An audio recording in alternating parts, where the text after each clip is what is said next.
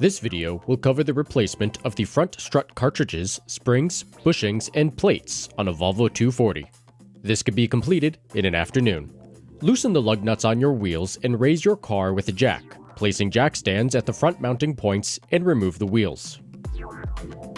Keep in mind, it is advisable to only service one strut assembly at a time.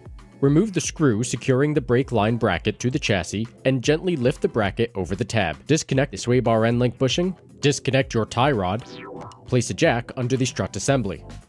Make several markings on your strut tower and bushing.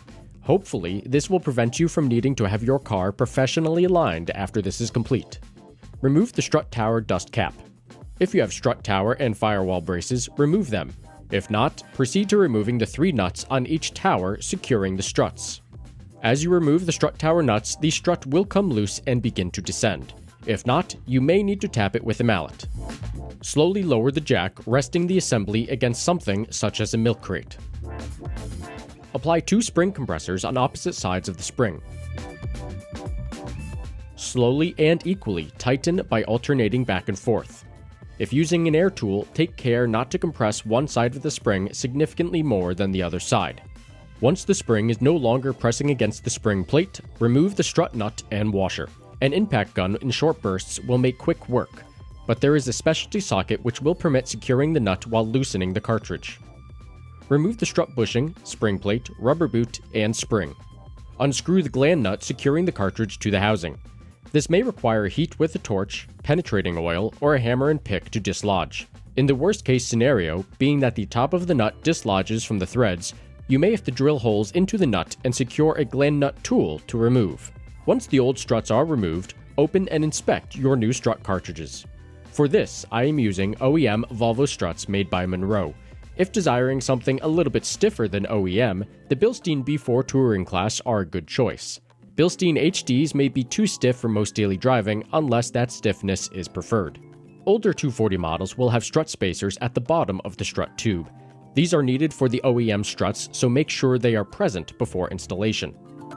If I am correct, I don't believe they are to be used with the Bilstein HD struts, and I think some of the very late model 240s may have had a permanent rather than removable strut spacer, making gas strut choices more limiting. Install the strut and slide the gland nut over the piston. If you are concerned about the nut unscrewing, add some Loctite, but be aware that it will be significantly more difficult to remove in the future. If you are concerned about rust and ease of serviceability in the future, add some anti-seize to the threads. Fully tighten the nut so that the strut has no vertical play inside the housing. Replace your bump stop, reseat your spring, and top off with the spring seat. It may be advisable to apply some grease to the bottom and top of the spring. The top and bottom spring seats have indents where the spring should sit. Be sure to line these up correctly. Also, take note that the spring seats are different for each side of the car. The driver's spring seat is slightly taller and only features 1 drain hole, whereas the passenger spring seat is slightly shorter and features 2 drain holes. Inspect your new or old bushing for any wear and tear. If cracks are visible and the top of the rubber is separating from the center, it could be time for a replacement bushing. There aren't many options for rubber strut tower bushings currently on the market. OEM Volvo are probably the best option, but note that stiffer gas struts such as the Bilstein B4 Touring class will greatly reduce the life expectancy of these bushings. The softer OEM hydraulic struts made by Monroe seem to be much more forgiving. Also, the diesel models with their stiffer front springs seem to wear down the new bushings faster than their gasoline counterparts. Install the new bushing onto the spring plate. You may need to lift the piston with pliers to prevent it from sinking while installing the new spring plate and bushings. Replace the washer and add the strut's top nut. Tighten the nut, taking care that the spring maintains proper orientation between the plates. If you would like to install HD spring plates, now is the time. This pair is made by a member on TurboBricks, a link to whom I will include in the video description. These plates reduce the flexing of the rubber bushing, thereby theoretically lengthening its life. They also seem to noticeably increase front-end stiffness, similar in feel to adding firewall braces. It should be noted that when adding the HD plate, the screws on the OEM bushings will be too short to utilize the strut tower and firewall braces from Wagonmeister simultaneously. As such, when using the HD spring plate, you will have to choose between the strut brace or the firewall brace. If using a Euro bushing, this will not be an issue as the screws are long enough to facilitate using the firewall and strut braces in addition to the plate.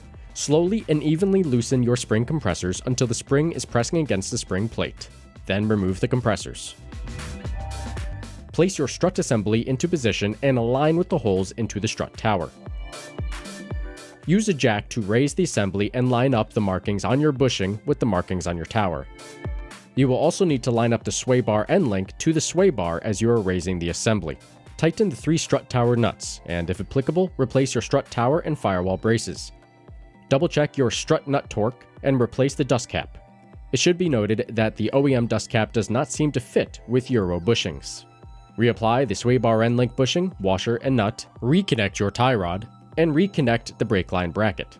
Replace your wheels and lug nuts, lower the car, tighten the lug nuts, and take for a test drive. Once back, remove your dust caps and double check the torque settings of the strut tower nuts. If the car is pulling heavily to one side, get the car professionally aligned. After that, you're all done. Enjoy your Volvo 240.